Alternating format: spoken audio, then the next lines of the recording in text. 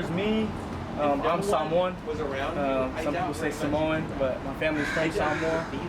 We moved from Samoa to Hawaii, and then we moved from Hawaii to Seattle. It's kind of hard to integrate into the system and society, just being Samoan and being a person of color. The household I grew up in I was the middle child of 12.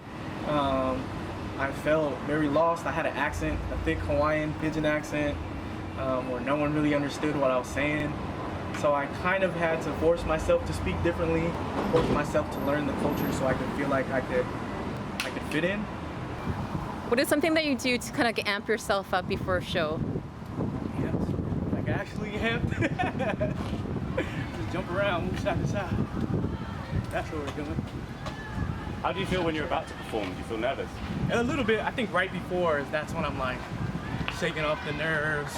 But like 20 seconds before I get on stage, I kind of just put in my mind to become a different person. I can barely recognize myself. You might think that it's dramatic, but I'm asking y'all for help. When I wear a suit and tie, give a smile when I reply. I feel like another person while accommodating well in a white swirl. Hip hop and R&B, that's kind of my passion. I started out playing the ukulele and the guitar, but really started to fall in love with hip hop. Probably because hip hop was the only source of music that actually described what I was seeing and what exactly I was going through. But I found myself changing. Every bridge I have to cross, use my soul to pay the toll, but now it's coming at a cost.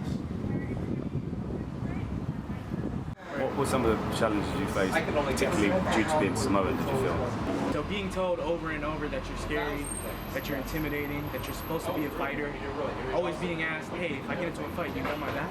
You got my back?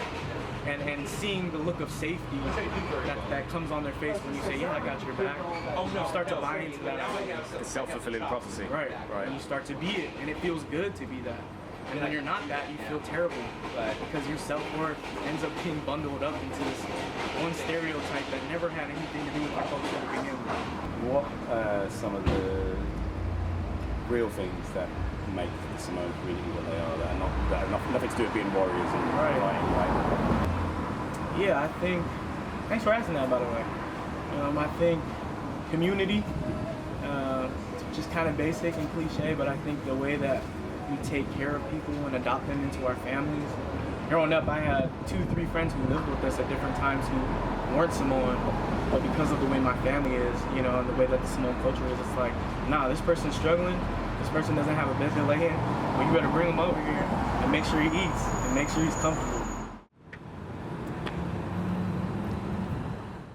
What you guys do is dope, because I feel like most organizations or companies who get hired for things don't actually try to get into the city and really meet people from these communities. So, good on you for that.